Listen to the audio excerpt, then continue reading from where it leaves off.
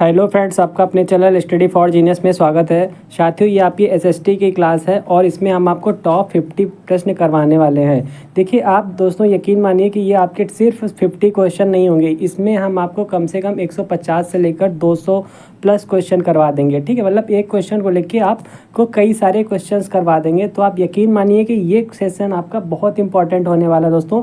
कम time में आपको ज़्यादा कंटेंट प्रोवाइड करवाया जा रहा है। ठीक है, चलिए फिर स्टार्ट करते हैं, ज़्यादा टाइम ना वेस्ट करते हुए, क्योंकि आपके एग्ज़ाम में बिल्कुल टाइम बचा हुआ नहीं है, इसीलिए ऑफलाइन के क्लास लेकर लाए हैं आपके लिए। देखिए फर्स्ट क्वेश्चन आपका स्क्रीन पे है कि विश्व पृथ्वी दिवस किस तिथि को मनाया जाता है। आपके सामने 4 ऑप्शन है, 21 मार्च को, 22 अप्रैल को, 5 जून को या फिर 22 मार्च को। ये देखिए आपके जितने भी पीवाई क्विज क्वेश्चन हम लेकर आ लाए हैं दोस्तों, 50 क्वेश्चन है जैसा कि आपसे मैंने बताया, और ये आपके सभी के सभी प्रीवियस ईयर क्वेश्चन ही आपके उठाए गए हैं। ठीक है, ये सभी क्वेश्चन आपसे सीटेट में पूछे जा चुके हैं, फिर चाहे आपका ऑनलाइन एग्ज़ाम हुआ हो चाहे फिर आपका ऑफलाइन एग्ज़ाम हुआ। जो मुझे लगा कि बहुत इंपॉर्टेंट क्वेश्चन है, उन्हीं को सबको मैं कलेक्ट करके और आपके सामने जो है प्रस्तुत हुआ हूँ। तो बताइएगा दोस्तों, इसमें राइट आंसर क्या हो जाएगा। विश्व पृथ्वी दिवस किस तिथि को मनाया जाता है। जी बिल्कुल, राइट आंसर आपका हो जाएगा 22 अप्रैल। ठीक है, 22 अप्रैल आपका ऑप्शन बी सही हो जाएगा। लेकिन हम सिर्फ 22 अप्रैल तक ही सिमट कर नहीं रह जाएंगे, मुझे और भी जानकारी चाहिए दोस्तों ना। तो आइए हम सब पूरा एकदम, आप बस बने तो रहिएगा। देखिएगा, विश्व वन दिवस जो है दोस्तों 21 मार्च को मनाया जाता है। आप यकीन मानिए दोस्तों, आपके मार्क्स बिल्कुल इंक्रीज़ हो जाएंगे। एसएसटी से अगर आपको डर लगता है तो आप ये वीडियो लास्ट तक बस देखिए तो सही। अगला है कि विश्व पृथ्वी दिवस जो है आपके 22 अप्रैल को मनाई जाती है। विश्व पर्यावरण दिवस है जो आपका ये 5 जून को मनाया जाता है। और विश्व जल दिवस है ये आपका 22 मार्च को मनाया जाता है। चलिए अगला क्वेश्चन देखते हैं। दूसरा क्वेश्चन हमारे सामने है, ये पूछा गया है, कहा गया कि राष्ट्रीय पोषण संस्थान कहाँ स्थित है। नई दिल्ली में स्थित है, देहरादून में स्थित है, कोलकाता में स्थित है या फिर हैदराबाद में स्थित है। दोस्तों बताइएगा आपका सही जवाब क्या हो जाएगा। साथ ही साथ आप अपनी तैयारी को भी देखिएगा। आप ये मान के चलिए कि आप सीटेट के एग्ज़ाम में ही बैठे हुए हैं, आपके सामने प्रश्न आ रहे हैं और आपको सभी का आंसर देते हुए चलना है। कोई भी क्वेश्चन आपको स्किप तो करना ही नहीं है। क्यों नहीं करना है? क्योंकि निगेटिव मार्किंग नहीं है। ठीक है गाइस, देखिए इसमें आपका जो सही जवाब हो जाएगा बिल्कुल हैदराबाद हो जाएगा। राष्ट्रीय पोषण संस्थान कहाँ पे स्थित है, तो हैदराबाद में स्थित है। दोस्तों देखिए, अब हम सिर्फ एक क्वेश्चन नहीं, मैं जैसा कि मैंने आपको बताया ना दोस्तों, हम तमाम सारे क्वेश्चन इसमें करने वाले हैं, इसीलिए कह रहे हैं कि आप बस वीडियो को देखते रहिएगा। अब देखिए इसमें राष्ट्रीय पोषण संस्थान दोस्तों कहाँ है, हैदराबाद में है। राष्ट्रीय वन संस्थान आपसे एग्जाम में पूछा जाए तो आप क्या लगाएंगे, देहरादून लगाएंगे। अगर आपसे पुरातात्विक सर्वेक्षण विभाग दोस्तों पूछ लिया जाएगा कि ये कहाँ पे स्थित है, तो आप बता देंगे कि कोलकाता में स्थित है। और अगला अगर आपसे पूछा जाएगा कि आयुर्विज्ञान संस्थान कहाँ पे है, तो आप दिल्ली बताएंगे। ठीक है, दिल्ली बताएंगे, नई दिल्ली। चलिए तीसरा क्वेश्चन ये है, ये आपको बताना है कि किस आंदोलन के दौरान ऑपरेशन ज़ीरो आवर चलाया गया था। दोस्तों ऑपरेशन ज़ीरो आवर चलाया गया था, ऐसा कौन सा आंदोलन के टाइम में चलाया गया था। असहयोग आंदोलन के समय में, या फिर भारत छोड़ो आंदोलन के समय में, या फिर सविनय अवज्ञा आंदोलन के समय में, या फिर लाल कुर्ती आंदोलन के समय में। बताइएगा किस आंदोलन के दौरान दोस्तों चलाया गया था आपका ऑपरेशन ज़ीरो आवर। तो बिल्कुल आपका राइट आंसर हो जाएगा दोस्तों भारत छोड़ो आंदोलन। ठीक है, ऑप्शन बी आपका बिल्कुल सही है, भारत छोड़ो आंदोलन। आइए इसको भी आप लोग अच्छे से समझ लेते हैं दोस्तों कि आखिर ऑपरेशन ज़ीरो आवर आपका क्या है। देखिए ऑपरेशन ज़ीरो आवर जो है ये आपका 8 अगस्त 1942 को भारत छोड़ो आंदोलन के क्रम में चलाया गया था। ठीक है, भारत छोड़ो आंदोलन का जो आपका उस टाइम पे जो आंदोलन आपका हुआ था दोस्तों 8 अगस्त 1942 को हुआ था। ये भी आपको पॉइंट कर लेना है, नोट याद कर लेना है। ठीक है, और दोस्तों इसके तहत क्या हुआ था कि इसके तहत सभी बड़े नेताओं जैसे कि गांधी जी हो गए उस टाइम पे, राजेंद्र प्रसाद जी हो गए, जवाहरलाल नेहरू जी हो गए, आदि को गिरफ्तार कर लिया गया था। ओके, चलिए अगला क्वेश्चन है कि निम्नलिखित में से आपको बताना है कि हरा कशीस के नाम से जाना जाता है।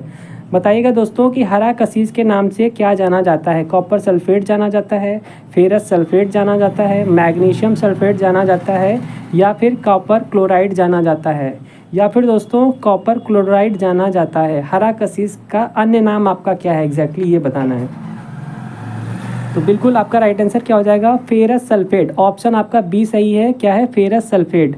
आइए हम और भी जानते हैं चीज़ों को। देखिए फेरस सल्फेट हरा कशिश के नाम से जाना जाता है दोस्तों, और कॉपर सल्फेट को हम लोग क्या कहते हैं, नीला थोथा। कॉपर सल्फेट आपका नीला थोथा के नाम से जाना जाता है। ये पॉइंट्स आप बिल्कुल अच्छे से रट लीजिएगा, याद कर लीजिएगा, ठीक है। पीडीएफ की रही बात दोस्तों, तो टेलीग्राम हमारे टेलीग्राम चैनल ज्वाइन कर लीजिएगा, लिंक नीचे डिस्क्रिप्शन बॉक्स में दिया हुआ है, ठीक है। ये पीडीएफ आपको डायरेक्ट वहाँ पे मिल जाएगी। विद्युत धारिता का एसआई मात्रक क्या है? विद्युत धारिता का दोस्तों एसआई मात्रक क्या है? एम्पियर है, वोल्ट है, फैराडे है, या फिर टेस्ला है, या फिर दोस्तों टेस्ला है। विद्युत धारिता का एसआई मात्रक की अगर बात की जाए तो एग्जैक्टली आपका राइट आंसर फैराडे हो जाएगा दोस्तों। फैराडे आपका बिल्कुल सही आंसर हो जाएगा। चलिए अगला क्वेश्चन तो नहीं देखेंगे, लेकिन हम कुछ पॉइंट को ज़रूर समझेंगे। अगला कहा गया है कि विद्युत धारिता का जो एसआई मात्रक दोस्तों क्या है, फैराडे है।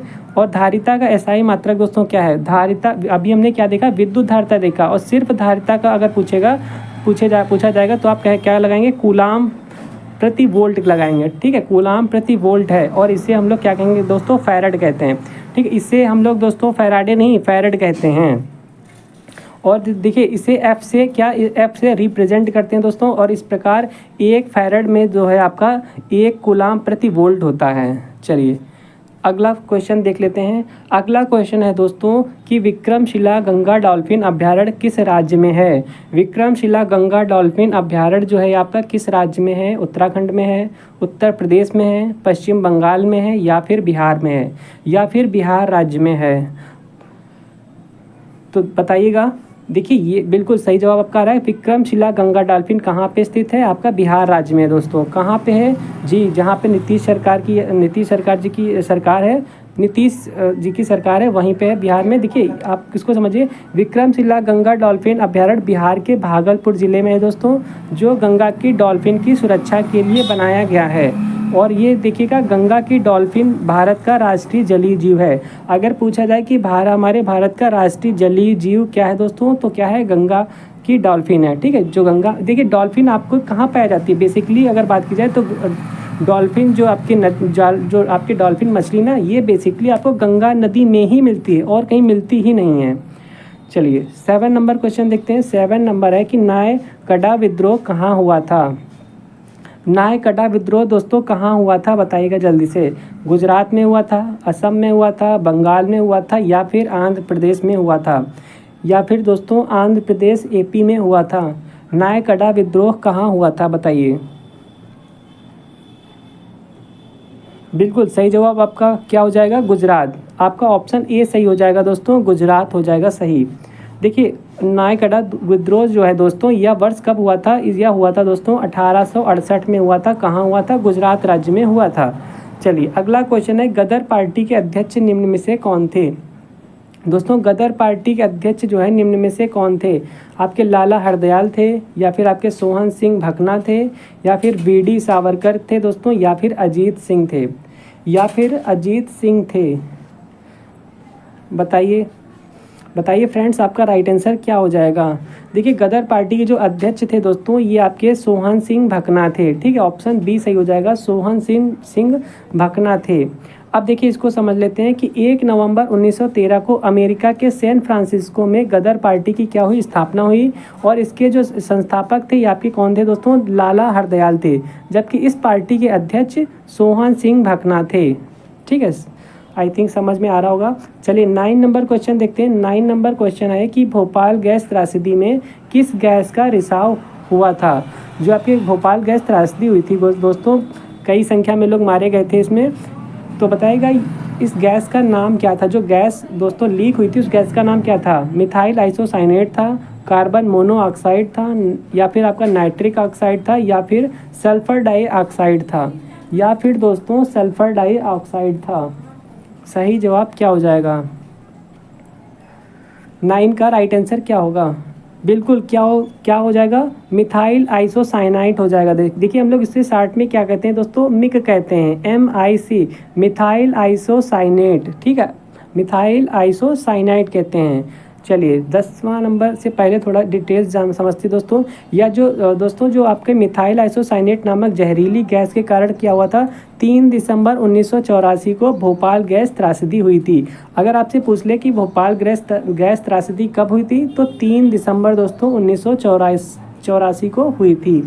चलिए अगला क्वेश्चन है कि निम्न में से वियतनाम की राजधानी है, बताइएगा वियतनाम की दोस्तों राजधानी क्या है।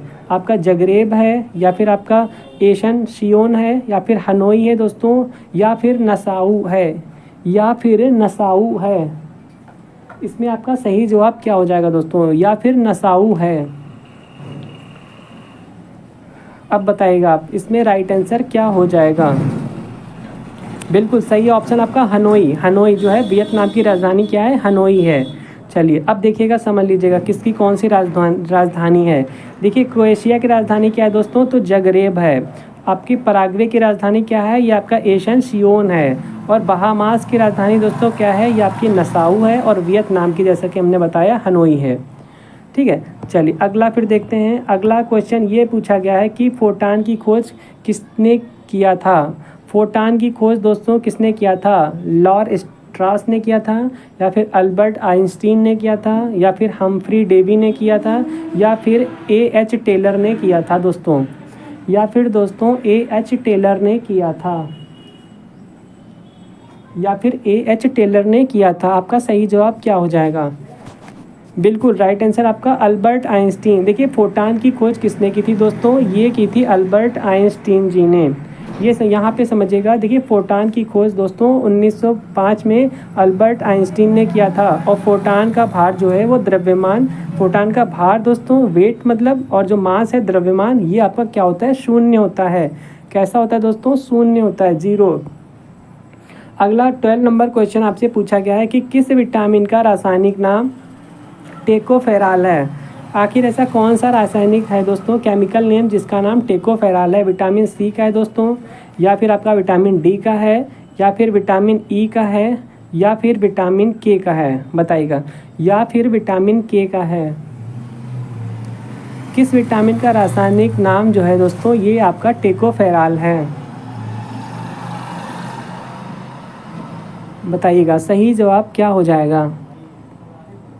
जी बिल्कुल राइट आंसर आपका दोस्तों जैसा कि विटामिन ई हो जाएगा। ठीक है, ऑप्शन आपका विटामिन ई हो जाएगा। देखिए इसको याद करने की ट्रिक होती है। आपको बता दें विटामिन पहली बात तो कितने प्रकार के होते हैं। विटामिन आपका ए होता है, विटामिन बी होता है, विटामिन सी होता है, विटामिन डी होता है, विटामिन ई होता है, और कौन सा होता है, के होता है। ठीक है, 3 और 3 6, ये बस ये 6 प्रकार के आपके विटामिन होते हैं दोस्तों। ये जो बी और सी होता है ना, ये आपका किस में घुलनशील होता है, ये आपका जल में घुलनशील होता है दोस्तों। बाकी आपका ए डी ई के वसा में घुलनशील होते हैं। और इसका एक ट्रिक होती है दोस्तों, रथ एक टाफी, रथ एक टाफी।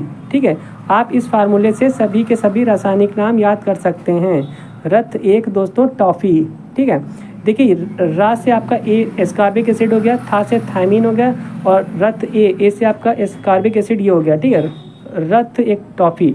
ठीक, ए और आपका का से आपका कैल्सीफेरॉल हो गया, टा से आपका क्या हो गया दोस्तों, टैकोफेरॉल हो गया। ठीक है, फी से आपका फ्लिक्विनोन हो गया, फी से आपका फ्लिक्विनोन हो गया। चलिए अगला क्वेश्चन, यहाँ पे थोड़ा विटामिन को समझते हैं दोस्तों। देखिए विटामिन की का रासायनिक नाम क्या होता है, टेकोफेरॉल होता है। विटामिन सी का नाम एस्कॉर्बिक एसिड होता है। विटामिन डी का नाम आपका कैल्सीफेरॉल होता है। विटामिन के का नाम क्या होता है दोस्तों, फ्लिक्विनोन होता है। फिर चलिए अगला क्वेश्चन 13 नंबर है कि निम्नलिखित में से किसका सुमेल नहीं है। किसका सुमेल दोस्तों नहीं है, बताइएगा। किसका सुमेल दोस्तों नहीं है। सुंदरबन आपका क्या पश्चिम बंगाल में नहीं है, या फिर भीतर कड़िका जो है आपका ये उड़ीसा में नहीं है, या फिर पिचवरम जो है ये आपका तमिलनाडु में नहीं है, या फिर वेम्बानड जो है दोस्तों ये आपका कर्नाटका में नहीं है। बताइए सही जवाब क्या हो जाएगा इसमें। इसमें आपका राइट आंसर क्या हो जाएगा।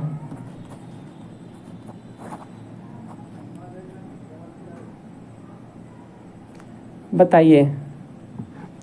तो बिल्कुल देखिए आपका सही जवाब क्या हो जाएगा दोस्तों, इसमें राइट आंसर आपका जाएगा वेम्बानड कर्नाटक, क्योंकि वेम्बानड दोस्तों कर्नाटक में नहीं है। तो फिर कहाँ है, केरल में दोस्तों। वेम्बानड आपका कहाँ है, केरल राज्य में है। चलिए यहाँ पे समझिएगा, देखिए पश्चिम बंगाल दोस्तों कहाँ है, आपके सुंदरवन में है। ओडिशा कहाँ है, ये आपका भितरकनिका, आपका भितरकनिका दोस्तों कहाँ है, ये भितरकनिका और या फिर इसको धामरा भी कहते हैं। केरल में दोस्तों आपका क्या है, आपका वेम्बानाड है और कन्नूर भी है, ठीक है। तमिलनाडु में आपका पिचवरम मिलेगा, रामनाड मिलेगा और काजू वैली। काजू वैली कहाँ है दोस्तों, तमिलनाडु में है। चलिए अगला पॉइंट 14 नंबर है, ये पूछा गया कि किस बंदरगाह को कॉफ़ी बंदर के नाम से जाना जाता है। किस बंदरगाह को दोस्तों कॉफ़ी बंदरगाह के नाम से जानते हैं हम लोग, किसे कॉफ़ी बंदरगाह के नाम से जानते हैं। आपका या फिर साओ पाउलो होगा, या फिर सैंटोस होगा, या फिर आपका फैजेंडा होगा, या फिर आपका इटाबिरा होगा, या फिर दोस्तों इटाबिरा होगा। सही जवाब क्या हो जाएगा, इसमें से सही जवाब दोस्तों क्या होगा दोस्तों, इसमें आपका राइट आंसर क्या हो जाएगा। जी बिल्कुल, इसमें आपका जाएगा सैंटोस दोस्तों, ऑप्शन बी का क्या हो जाएगा, सैंटोस हो जाएगा। अब यहाँ पे कुछ चीज़ों को हम लोग अच्छे से जानते हैं। देखिए दोस्तों, ब्राज़ील के सैंटोस बंदरगाह को कॉफ़ी बंदरगाह के नाम से जाना जाता है और ब्राज़ील के कहवा भाग को फैजेंडा कहा जाता है। क्या कहते हैं, फैजेंडा कहा जाता है, तथा कहवा की मंडी को साओ पाउलो कहा जाता है। देखिए ब्राज़ील दुनिया में कॉफ़ी का सबसे बड़ा उत्पादक और निर्यातक देश है कॉफ़ी का, ठीक है, कॉफ़ी का है दोस्तों। सबसे ज़्यादा कॉफ़ी का आयात कौन करता है और उत्पाद कौन करता है दोस्तों, ये ब्राज़ील करता है। 15 नंबर क्वेश्चन है, ये पूछा गया कि हिमालय पर्वत श्रृंखला किसका उदाहरण है।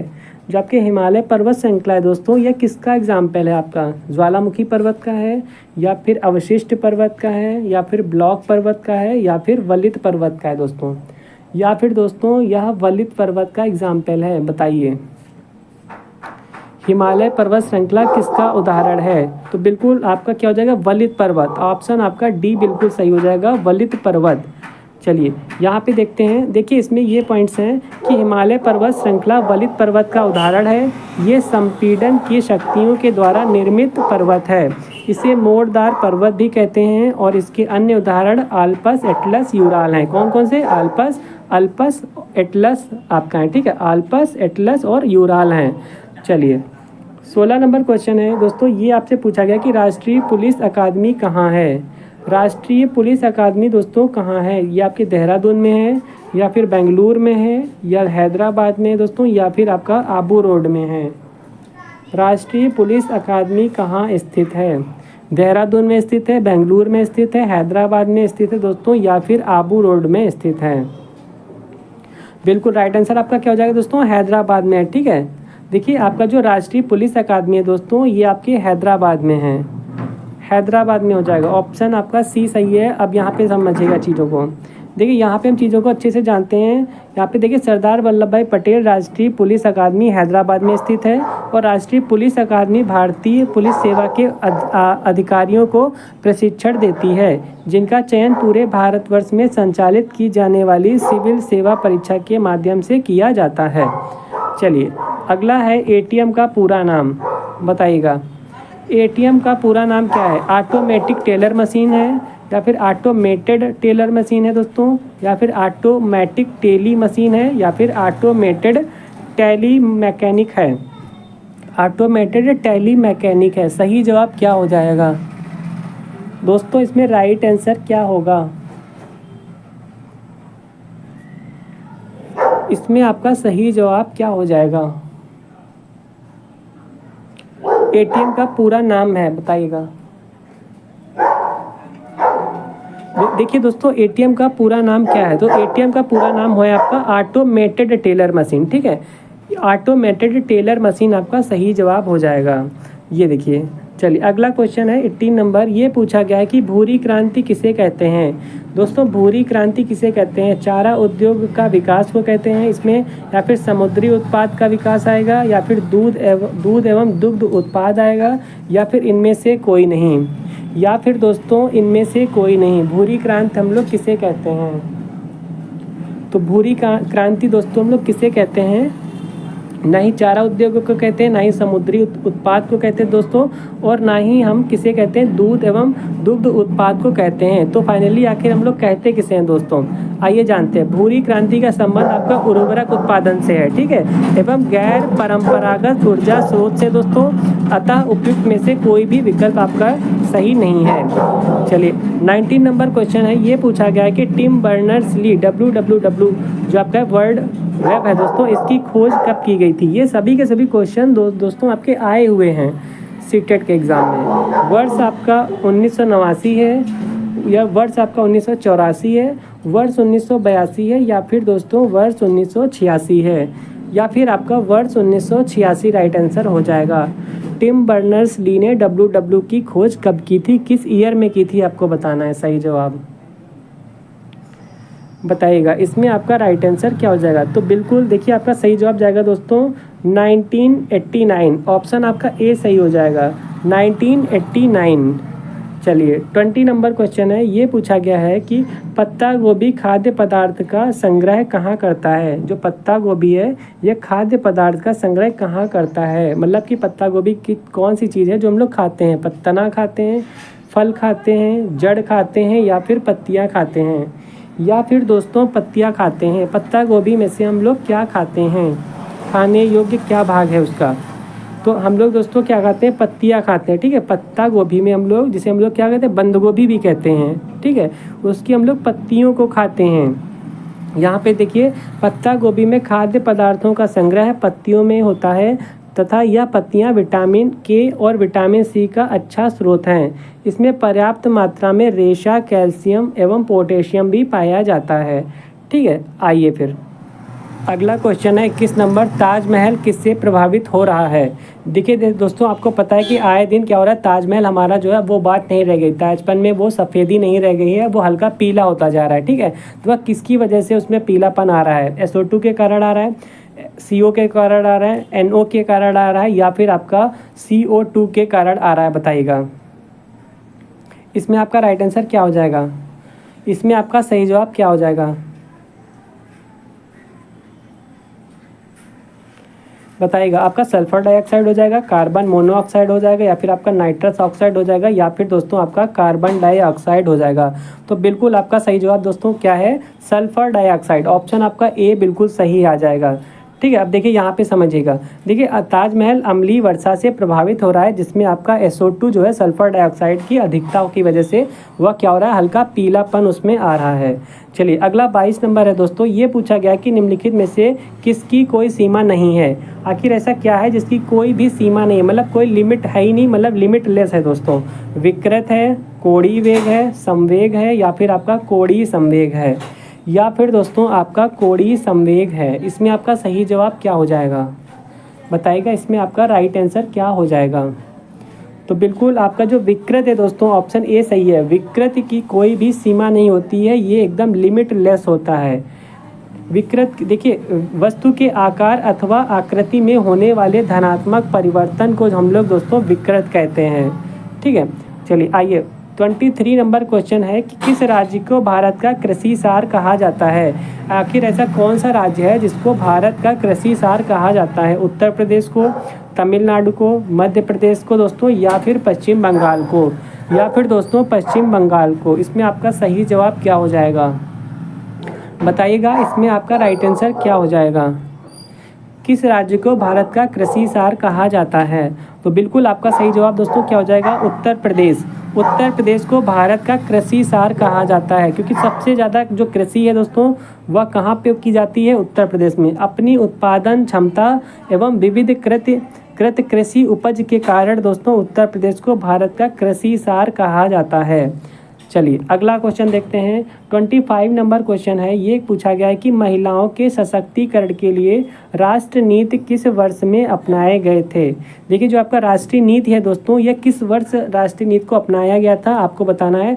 इस राष्ट्रीय नीति से क्या हुआ दोस्तों, हमारे जो महिलाएं हैं उनको सशक्तिकरण प्रदान किया गया। ठीक है, तो ये कब अपनाया गया था, 1991 में, 1995 में, 2001 में या फिर 2005 में, या फिर दोस्तों 2005 में। आपका सही जवाब क्या हो जाएगा, आपका राइट आंसर क्या हो जाएगा। बिल्कुल आपका सही जवाब 2001 हो जाएगा। ठीक है, आपका ईयर कौन सा है, 2001 में ये जो राष्ट्रीय नीति है इसको अपनाया गया था। सी ऑप्शन सही है। चलिए अगला क्वेश्चन देखते हैं। अगला क्वेश्चन है आपका कि त्रिभाषा सूत्र की सिफारिश किस समिति ने की थी। जो दोस्तों आपका त्रिभाषा सूत्र है दोस्तों, जो आपका 3 लैंग्वेज फार्मूला है, इसकी सिफारिश किस समिति ने की थी? राज्य समिति ने की थी, या फिर राज मन्नार समिति ने की थी दोस्तों, या फिर दत्त समिति ने की थी, या फिर कोठारी समिति ने की थी, या फिर दोस्तों कोठारी समिति ने की थी? आपका सही जवाब क्या हो जाएगा दोस्तों? आपका राइट आंसर इसमें से क्या हो जाएगा? जी बिल्कुल, आपका सही जवाब क्या हो जाएगा दोस्तों? आपका सही जवाब क्या हो जाएगा? बिल्कुल आपका राइट आंसर हो जाएगा कोठारी समिति। ऑप्शन आपका डी सही हो जाएगा, कोठारी समिति। चलिए अगला क्वेश्चन, ये देखिए यहाँ पे आप लोग देख सकते हैं। देखिए त्रिभाषा सूत्र की सिफारिश दोस्तों कोठारी समिति ने की थी, और कोठारी आयोग का गठन दोस्तों डॉक्टर दौलत सिंह कोठारी की अध्यक्षता में भारत सरकार ने 1964 में की थी, जिसने अपनी रिपोर्ट 1966 में सरकार को प्रदान की थी, और इसी आधार पर भारत सरकार ने राष्ट्रीय शिक्षा नीति 1968 की घोषणा की थी। चलिए अगला क्वेश्चन देखते हैं दोस्तों। 26 नंबर है। 26 नंबर है कि वन महोत्सव किससे संबंधित है? बताइएगा दोस्तों, वन महोत्सव जो है यह किससे संबंधित है? पेड़ काटने से, या फिर पेड़ लगाने से, या फिर फसलों में वृद्धि से, या फिर दोस्तों पौधों का संरक्षण करने से, या फिर पौधों का संरक्षण करने से वन महोत्सव किससे संबंधित है? आपको पता है कि वन महोत्सव मनाया जाता है दोस्तों, तो आखिर इसका रिलेशन किससे है? बिल्कुल सही जवाब आपका हो जाएगा पेड़ लगाने से। देखिए वन महोत्सव का अगर जो ये वन महोत्सव जो आपका प्रोग्राम है दोस्तों, देखिए पेड़ काटने से तो बिल्कुल नहीं होता है। पेड़ ना ही पेड़ काटेंगे, ना ही फसल की वृद्धि से होता है, ना ही पौधों के संरक्षण से होता है। इसमें दोस्तों पेड़ लगाया जाता है। पेड़ आप लगाएंगे तो वन तैयार हो जाएगा आपका। चलिए अगला देखते हैं। देखिए बी ऑप्शन इसमें हो गया, वन महोत्सव का संबंध पेड़ लगाने से है, जिससे क्या होता है दोस्तों, प्रकृति को हरा भरा कर पर्यावरण को सुरक्षित रखा जा सके। चलिए अगला क्वेश्चन देखते हैं। 27 नंबर है दोस्तों। ये कहा गया है कि ओलंपिक खेलों में प्रथम भारतीय महिला पदक विजेता का नाम बताइए। ओलंपिक खेलों में प्रथम भारतीय महिला पदक विजेता का नाम बताना है आपको। कौन है? ये आपका कुंजा रानी है, या फिर ये आपकी अर्पणा हैं, या फिर कर्णम मल्लेश्वरी हैं दोस्तों, या फिर ये सानिया मिर्जा हैं, या फिर सानिया मिर्जा हैं? बताइएगा। ओलंपिक खेलों में प्रथम भारतीय महिला पदक विजेता का नाम बताना है आपको। इसमें से आपका राइट आंसर क्या हो जाएगा? ये सभी के सभी क्वेश्चन आपके आए हुए हैं, और आपके पूरा जो पैटर्न है आपका NCERT बेस्ड है दोस्तों, ठीक है। तो बिल्कुल आपका राइट आंसर क्या हो जाएगा? कर्णम मल्लेश्वरी। आपका ऑप्शन सी बिल्कुल सही हो जाएगा, कर्णम मल्लेश्वरी। ये देखिए अब समझिएगा इसको कि सिडनी ओलंपिक 2000 में क्या हुआ, कर्णम मल्लेश्वरी ने वेट लिफ्टिंग में कांस्य पदक प्राप्त किया। ऐसा कारनामा करने वाली, ओलंपिक खेलों में पदक प्राप्त करने वाली ये प्रथम भारतीय महिला हैं दोस्तों, ठीक है।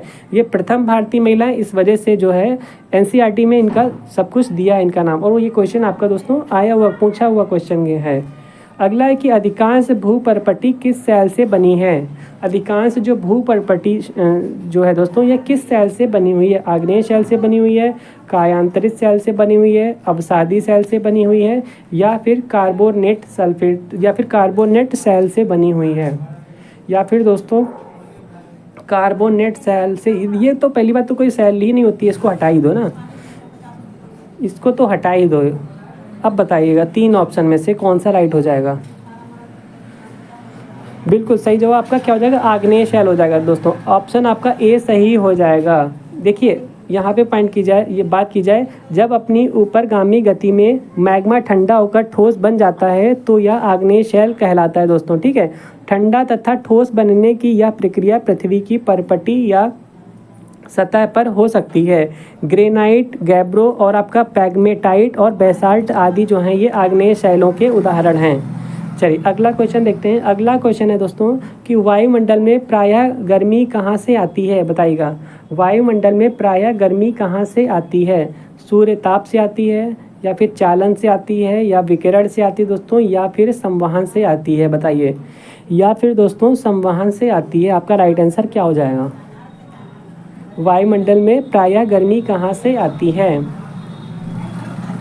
बिल्कुल देखिए जो गर्मी आती है दोस्तों यह विकिरण के माध्यम से आती है, ठीक है। जैसे कि नाम में ही छुपा है किरण, और जब सूर्य की किरण दोस्तों आती हैं और मुझ पर पड़ती ना, तो क्या होता है? गर्मी हमका एहसास होता है, हमको गर्मी का एहसास होता है, विकिरण। आपका जवाब सी सही हो जाएगा।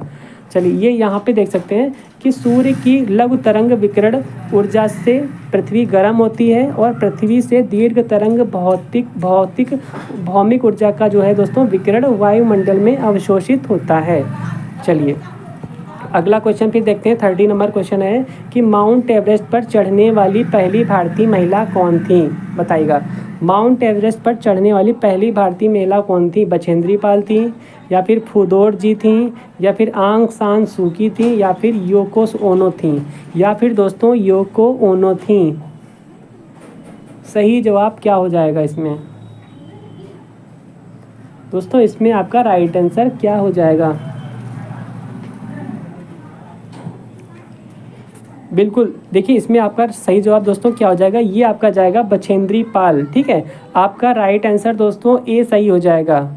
ए आंसर आपका सही है। ये देखिए यहाँ पे समझिएगा, माउंट एवरेस्ट पर चढ़ने वाली प्रथम भारतीय महिला बछेंद्री पाल थी, जिन्होंने अपना सफल अभियान 1984 में पूरा किया था। देखिए दोस्तों, आपका अगला क्वेश्चन है कि राष्ट्रपति अपना त्यागपत्र जो है दोस्तों किसे सौंपते हैं? आपको बताना है कि राष्ट्रपति जो है ये अपना त्यागपत्र किसे सौंपते हैं। भारत के प्रधानमंत्री को सौंपते हैं, या फिर भारत के उपराष्ट्रपति को सौंपते हैं, या फिर लोकसभा अध्यक्ष को सौंपते हैं, या फिर भारत के मुख्य न्यायाधीश को सौंपते हैं। राष्ट्रपति जो हैं वो अपना त्यागपत्र दोस्तों किसे सौंपते हैं? बताइएगा। देखिए बिल्कुल दोस्तों, राइट आंसर हो जाएगा भारत के उपराष्ट्रपति को सौंपते हैं। ठीक है, राष्ट्रपति अपना त्यागपत्र जो है भारत के उपराष्ट्रपति को सौंपते हैं। चलिए अगला 32 नंबर क्वेश्चन है कि अंतर्राष्ट्रीय श्रम संगठन का मुख्यालय कहाँ है? अंतर्राष्ट्रीय जो श्रम संगठन है दोस्तों, इसका हेडक्वार्टर कहाँ पे है? फर्स्ट ऑप्शन है पेरिस में है, बी है दिल्ली में है, सी है आपका जिनेवा में है, या फिर डी है आपका चेन्नई में, या फिर डी ऑप्शन आपका चेन्नई में है। बताइएगा सही जवाब आपका क्या होने वाला है। अंतर्राष्ट्रीय श्रम संगठन का हेडक्वार्टर दोस्तों कहाँ है? तो बिल्कुल आपका सही जवाब क्या हो जाएगा दोस्तों? बिल्कुल राइट आंसर आपका हो जाएगा जिनेवा में। ठीक है, ऑप्शन आपका जो सी है ना बिल्कुल सही हो जाएगा, जिनेवा। चलिए अगला क्वेश्चन आने से पहले हम थोड़ा सा डिटेल जानेंगे। देखिए, संयुक्त राष्ट्र संघ की एक एजेंसी के रूप में कार्यरत आपका अंतर्राष्ट्रीय श्रम संगठन का मुख्यालय दोस्तों जिनेवा में स्थित है। चलिए अगला क्वेश्चन देखते हैं 33। ये पूछा है कि युआन किस देश की मुद्रा है? ठीक है, किस देश की मुद्रा का मतलब किस देश की करेंसी है? जापान की है, चीन की है, इटली की है दोस्तों, या फिर ये युगोस्लाविया की है, या फिर युगोस्लाविया की यह मुद्रा है। युआन आपको बताना है कि युआन जो है यह किस देश की मुद्रा है? बताइए। युआन दोस्तों किस देश की मुद्रा है? तो बिल्कुल ये किस देश की दोस्तों? चीन की है, मतलब कि चाइना की है दोस्तों। ऑप्शन आपका जो है बी बिल्कुल सही हो जाएगा। युआन, जब आप चाइना जाएंगे तो यहाँ अपना इंडिया में अपना रुपया चलता है, वहाँ युआन चलता है। चलिए बी ऑप्शन सही है। अब देखिए समझ लीजिएगा, चीन में देखिए रुपए का नाम दोस्तों क्या युआन है, जापान में रुपया का नाम चेंज हो जाता है, वो नाम हो जाता है आपका जापानीज येन हो जाता है, इटली में रुपया को हम यूरो कहेंगे, और आपका युगोस्लाविया में जो है युगोस्लाव दिनार कहते हैं। ठीक है, चलिए अगला क्वेश्चन 34 नंबर है। ये पूछा है आपसे कि किसी प्राकृतिक प्रदेश में समरूपता होती है। किसी प्राकृतिक प्रदेश में समरूपता होती है, तो बताइएगा किसकी होती है? जलवायु और प्राकृतिक वनस्पति की होती है समरूपता, या फिर जलवायु और व्यवसाय की होती है समरूपता, या फिर मृदा और जल विकास की होती है समरूपता, या फिर आर्थिक आधार और प्रजातियों की समरूपता होती है? बताइएगा दोस्तों, आपका सही जवाब क्या हो जाएगा? आपका राइट आंसर क्या हो जाएगा?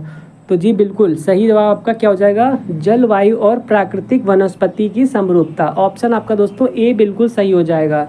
ए पॉइंट आपका बिल्कुल सही हो जाएगा। चलिए अगला क्वेश्चन 35 नंबर है कि सामान्य वयस्क मनुष्य के हृदय का वजन कितना होता है? सामान्य वयस्क के मनुष्य का हार्ट का जो रेट है दोस्तों, हार्ट का जो वजन है दोस्तों कितना होता है? 200 ग्राम होता है, या फिर 300 ग्राम होता है, या फिर 400 ग्राम होता है, या फिर दोस्तों 500 ग्राम होता है? बताइएगा दोस्तों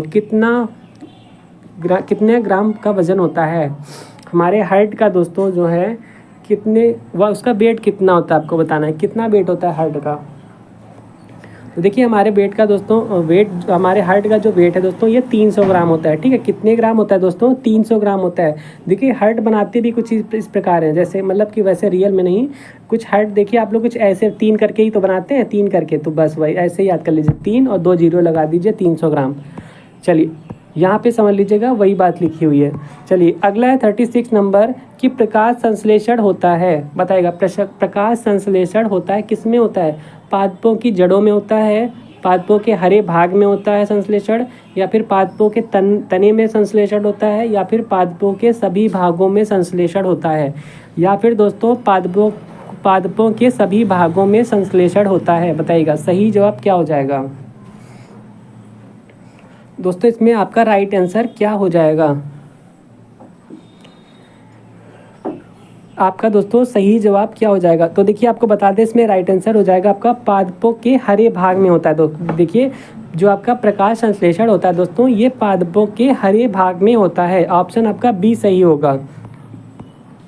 देखिए यहाँ पे चीज़ों को समझिए, प्रकाश संश्लेषण की क्रिया जो है दोस्तों पौधे के हरे भागों में सूर्य के प्रकाश और जल की उपस्थिति में होती है।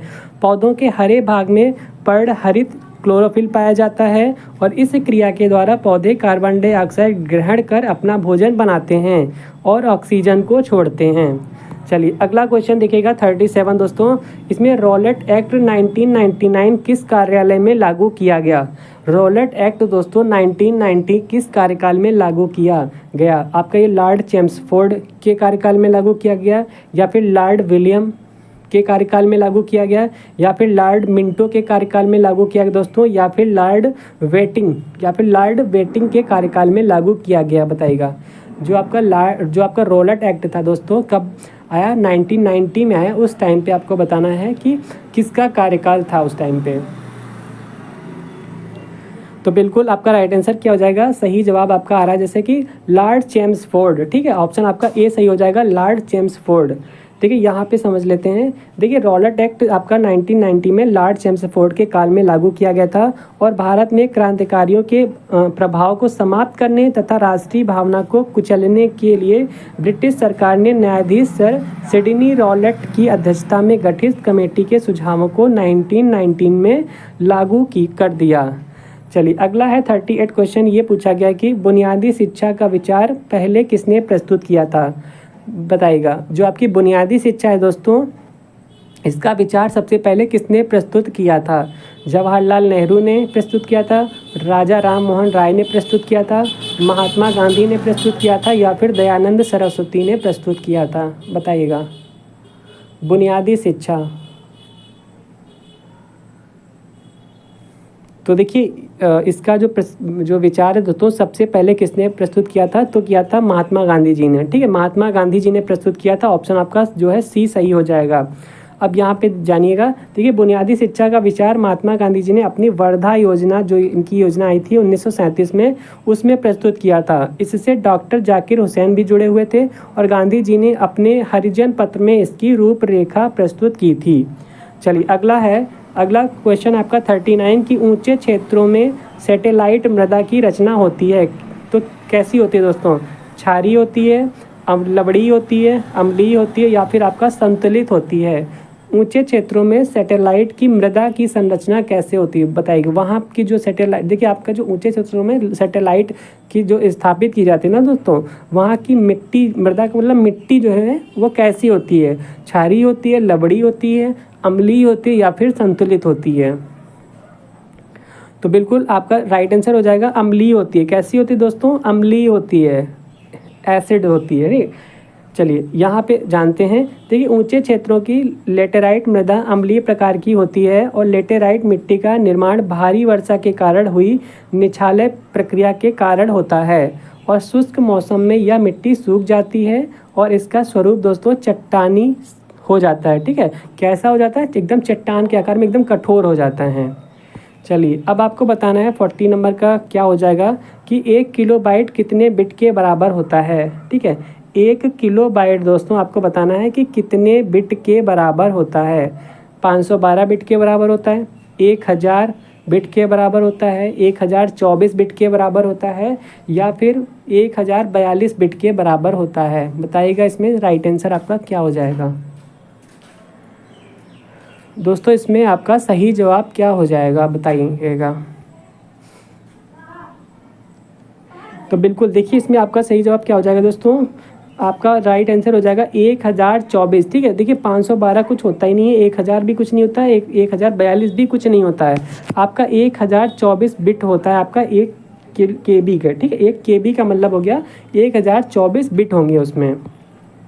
यहाँ पे आप देख सकते हैं 1 किलोबाइट में 1024 बिट होते हैं और 1 बिट कंप्यूटर स्टोरेज की इकाई है। 1 बिट जो है ये आपकी कंप्यूटर की स्टोरेज की इकाई है। चलिए अगला क्वेश्चन 41 है। ये कहा गया कि आधुनिक चर्म शोधन उद्योगों में ऐसी कौन सी भारी धातु पाई जाती है जो विषैली होती है। जो दोस्तों कैसी होती है, विषैली होती है। निकेल है, निकेल विषैली होती है, या फिर जस्ता निकेल विषैली होती है, या फिर आपके क्रोमियम विषैली होती है, या फिर सीसा विषैली होती है, या फिर दोस्तों सीसा जो है वो विषैली होती है। बताइएगा आधुनिक चर्म शोधन उद्योगों में ऐसी कौन सी भारी धातु पाई जाती है जो विषैली होती है। जो दोस्तों कैसी होती है, जो विषैली होती है, जो विषैली होती है। बताइएगा बिल्कुल सही जवाब आपका राइट आंसर क्या हो जाएगा, ऑप्शन जो है दोस्तों ये जाएगा क्रोमियम। ऑप्शन आपका सी सही है, क्रोमियम जो है ये आपका विषैली धातु होती है। चलिए आप लोग यहाँ पे देख सकते हैं चर्म शोधन उद्योगों में खालों को शोधन के द्वारा चमड़े में बदला जाता है। चलिए अगला क्वेश्चन है 42 नंबर। ये आपसे पूछा गया है कि फोटोग्राफी में मुख्य रंग कौन से होते हैं। देखिए आप जो फोटोग्राफी करते हैं, मतलब जो आप लोग फोटो वगैरह खींचते हैं ना, उसमें मुख्य रंग दोस्तों कौन से होते हैं कि आपको सामने जो है फ़ोटो फिर नज़र आती है। जो आप क्लिक करते हैं फ़ोटो, उसके बाद में जो आपका फ़ोटो आप देखते हैं उसमें फिर कौन कौन से रंगों से मिलकर बेसिकली बनती है। ठीक है, तो आपका लाल और नीला पीला हो जाएगा, या फिर लाल पीला हरा हो जाएगा, या फिर लाल नीला हरा हो जाएगा दोस्तों, या फिर आपका नीला पीला हरा हो जाएगा, या फिर नीला पीला हरा हो जाएगा। बताइएगा आपका सही जवाब क्या हो जाएगा। आपका दोस्तों सही जवाब क्या हो जाएगा, आपका दोस्तों सही जवाब क्या हो जाएगा। तो देखिए क्या होता है फोटोग्राफी के टाइम में दोस्तों मुख्य रंग कौन से होते हैं। तो ये आपके मुख्य रंग दोस्तों देखिए आपका एक तो रेड होता है, देखिए लाल होता है, फिर आपका ब्लू होता है, नीला होता है, फिर आपका ग्रीन होता है, हरा होता है। ठीक है, लाल नीला हरा, ऑप्शन आपका जो है सी सही हो जाएगा, सी ऑप्शन। देखिए फोटोग्राफी में आपका जो, क्योंकि ये आपके कैसे कलर है दोस्तों, प्रारंभिक रंग है। ठीक है, आपके प्राइमरी कलर हैं, और प्राइमरी कलर हमारे कौन से होते हैं दोस्तों, एक तो आपका रेड होता है, फिर आपका दूसरा ब्लू होता है दोस्तों। ठीक है, और तीसरा आपका ग्रीन होता है। ठीक है, तीसरा आपका ग्रीन होता है। चलिए अगला क्वेश्चन देखते हैं 43 नंबर। ये कहा गया कि भारतीय सशस्त्र सेनाओं का सर्वोच्च कमांडर कौन होता है। हमारे भारतीय सशस्त्र सेनाओं का जो सर्वोच्च कमांडर है वो कौन होता है। रक्षा मंत्री होते हैं, गृह मंत्री होते हैं, प्रधानमंत्री होते हैं, या फिर हमारे राष्ट्रपति होते हैं, या फिर दोस्तों हमारे राष्ट्रपति जी होते हैं। इसमें आपका सही जवाब क्या हो जाएगा। बिल्कुल सही जवाब आपका देखिए राष्ट्रपति होते हैं। ठीक है, हमारे जो तीनों सेनाएं हैं दोस्तों, इनके सर्वोच्च कमांडर कौन होते हैं, ये भी आपके राष्ट्रपति जी होते हैं। ठीक है, और भारतीय सशस्त्र सेनाओं का जो सर्वोच्च कमांडर है ये आपके राष्ट्रपति हैं। हमारे तीनों सेनाओं के जो सर्वोच्च कमांडर है ये भी आपके राष्ट्रपति जी ही होते हैं। चलिए 44 नंबर है आपका। फिर ये है पूछा गया कि सियाचिन जाने वाला पहला भारतीय प्रधानमंत्री था। सियाचिन जाने वाला पहला भारतीय प्रधानमंत्री कौन थे। राजीव गांधी थे, इंदिरा कुमार गुजराल थे, या फिर मनमोहन सिंह जी थे, या फिर इनमें से कोई नहीं, या फिर दोस्तों इनमें से कोई नहीं। बताइएगा सियाचिन जाने वाले पहले भारतीय प्रधानमंत्री कौन थे। तो देखिए पहला, ये पहले वाले क्वेश्चन बहुत आते हैं दोस्तों। ठीक है, पहला पहली वाले बहुत क्वेश्चन आते हैं। तो इसमें आपका राइट आंसर क्या हो जाएगा, मनमोहन सिंह जी थे। ठीक है, कौन थे, मनमोहन सिंह जी थे। ऑप्शन आपका सी सही हो जाएगा। ये यहाँ पे आप देख सकते हैं कब गए थे। देखिए भारतीय प्रधानमंत्री डॉक्टर मनमोहन सिंह जी ऐसे प्रधानमंत्री थे जिन्होंने 12 जून 1905 को सियाचिन क्षेत्र का दौरा कर वहाँ जाने वाले पहले भारतीय प्रधानमंत्री बनने का गौरव हासिल किया। और इसी प्रकार डॉक्टर APJ अब्दुल कलाम सियाचिन का दौरा करने वाले प्रथम भारतीय राष्ट्रपति थे। ठीक है, आप समझ गए होंगे आप लोग। चलिए अगला क्वेश्चन है 45 नंबर। ये कहा गया है कि नींबू के रस में pH मान का अनुमान कितना होता है। जो आपका नींबू का रस होता है दोस्तों, उसमें आपको pH कारक बताना है। जो आपका pH वैल्यू होती है इसका अनुमान कितना होता है, 7 से अधिक होता है, 7 के बराबर होता है, या फिर पूर्वानुमान संभव नहीं है, या फिर 7 से कम। तो ये तो आपका गलत है भाई, पूर्वानुमान संभव क्यों नहीं है, बिल्कुल संभव है। अब बताइएगा 7 से, देखिए 7 से कम, 7 के बराबर, या फिर 7 से अधिक, बताइएगा। 3 ऑप्शन है आपके सामने, आपको नींबू का रस का बताना है। अगर आपको एसिड और बेस के बारे में पता है तो आप इसका जवाब अच्छे से बता सकते हैं। तो बिल्कुल आपका राइट आंसर क्या हो जाएगा दोस्तों, देखिए ऑप्शन आपका 7 से कम जाएगा। देखिए जो हमारा ये पीएच फैक्टर होता है ना, जैसे कि ये पीएच फैक्टर होता है दोस्तों, यहाँ से शुरू होता है, ठीक है। यहाँ से जैसे शुरू हुआ 1 2 3 4 5 6 7, और फिर यहाँ पे 9 10 ये 11 यहाँ तक आपका हो गया, ठीक है। अब देखिए इसमें क्या होता है, ये आपका न्यूट्रल होता है, ठीक है। ये आपका उदासीन होता है। इससे पहले आपके सभी एसिड होते हैं, ये, और इधर आपका क्या होता है, ये आपका अम्ल होते हैं, ये आपका दोस्तों बेस होते हैं, ठीक। ये आपके बेस होते हैं, ये क्षार होते हैं, ठीक है। और नींबू का रस आपका कैसा दोस्तों, अम्लीय है। अम्लीय है, इसका मतलब ये आपका इधर आएगा, 7 से कम आएगा दोस्तों, ठीक है। इसका मतलब ये 7 से कम आएगा, इस वजह से ऑप्शन आपका डी सही हो गया। चलिए, और जितनी भी खट्टी चीज़ें हैं ना, वो सब दोस्तों अम्लीय होती हैं। जितनी भी खट्टी चीज़ें हैं वो सब की सब अम्लीय होती हैं। नींबू के रस का पीएच का मान 7 से कम होता है, ठीक है, इस वजह से। चलिए अगला, अब इस पॉइंट को आप लोग अच्छे से समझ लीजिएगा, ताकि अगली बार जब भी क्वेश्चन आए तो यहाँ से आपका क्वेश्चन बाहर ना जाए। देखिए जल का जो पीएच मान है दोस्तों कितना होता है, 7 होता है। क्यों, क्योंकि यह उदासीन है। 7 मैंने जैसे कि बताया ना ग्राफ में, बीचों बीच में आता है, और ये आपका उदासीन होता है, न्यूट्रल, ना अम्लीय ना क्षारीय। दूध का पीएच का मान दोस्तों कितना होता है, 6.4 होता है, 6.4 होता है, लगभग समथिंग 7 के आसपास होता है। सिरके का पीएच मान कितना होता है, तो 3 होता है। मानव रक्त का पीएच मान दोस्तों क्या होता है, 7.4 होता है, इसका मतलब ये क्षारीय है। नींबू के रस का जो पीएच मान है दोस्तों 2.4 होता है, ये अम्लीय है। अम्लीय घोल का पीएच का मान कितना होता है, 7 से कम होता है, बिल्कुल। और उदासीन घोल का पीएच मान दोस्तों 7 होता है, उदासीन घोल मतलब कि न्यूट्रल। और यही आपका क्षारीय घोल का पीएच मान पूछेगा तो ये क्या होगा, 7 से ज़्यादा हो जाएगा फिर।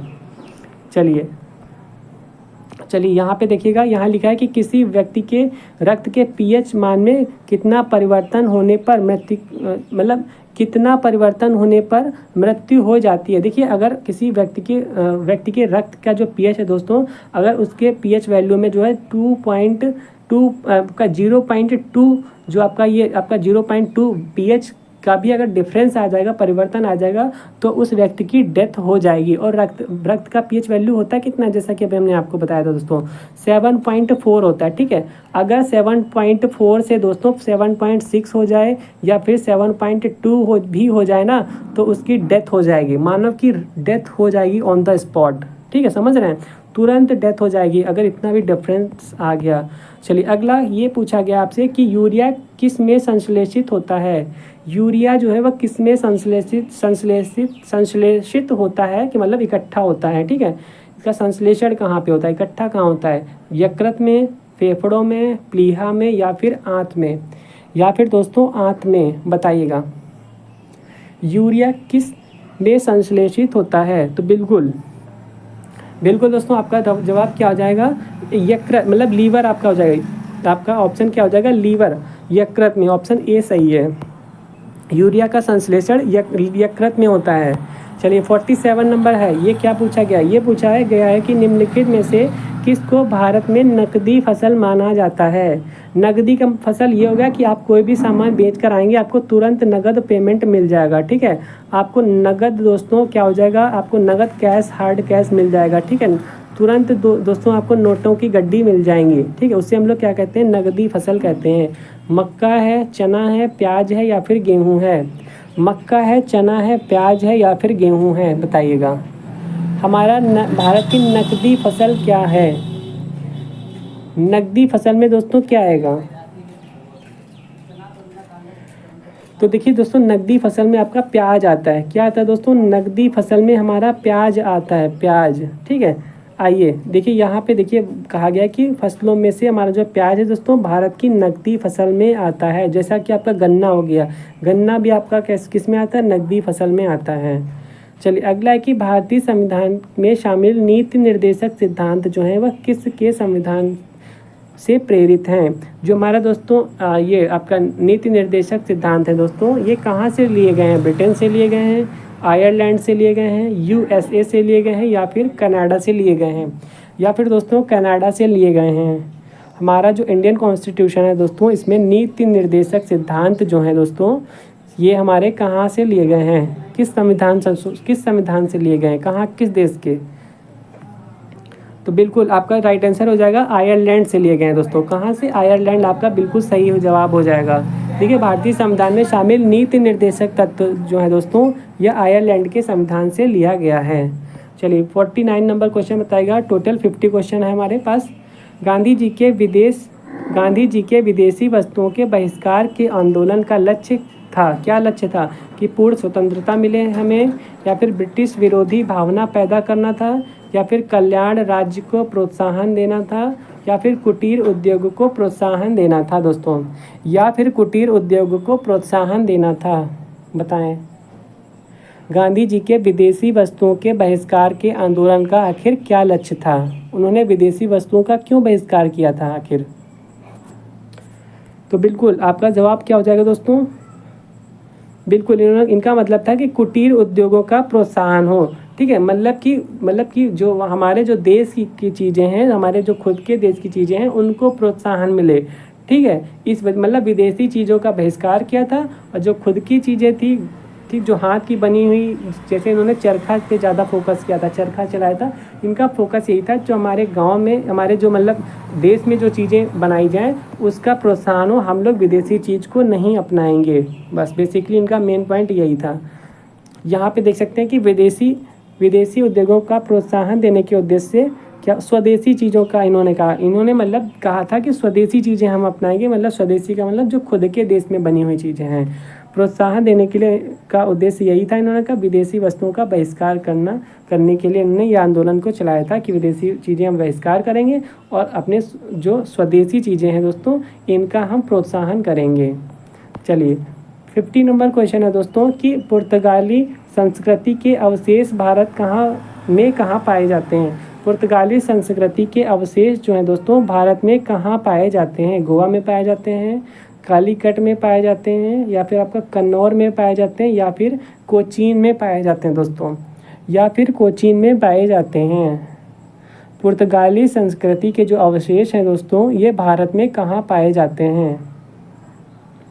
पुर्तगाली संस्कृति के जो अवशेष हैं दोस्तों, ये भारत में कहाँ पाए जाते हैं?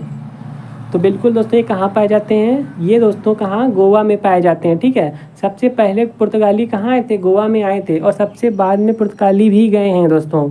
सबसे पहले आए हैं कौन? पुर्तगाली, और सबसे बाद में कौन है? पुर्तगाली गए हैं, और ये गोवा में ही आए थे, और बाद में खदेड़ा गया था। ठीक है, हमारा भारत देश आज़ाद होने के बाद तक ये लोग बने रहे, कि जब इनको ज़बरदस्ती खदेड़ा गया तब ये गोवा से भाग कर गए हैं। ठीक है, चलिए यहीं तक आपका सेशन था दोस्तों। ठीक है, ये PDF आपको प्रोवाइड करवा दी जाएगी हमारे टेलीग्राम ग्रुप में, लिंक आपको जो है डिस्क्रिप्शन बॉक्स में मिल जाएगा।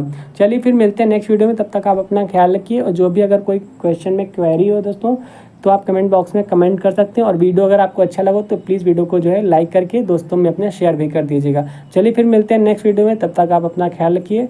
भगवान करे आपका दिन शुभ हो अच्छे से। हाँ, आपका जो एग्ज़ाम है उसके लिए बेस्ट ऑफ लक, अच्छे से प्रैक्टिस सेट लगाइएगा। चलिए ठीक है, थैंक यू।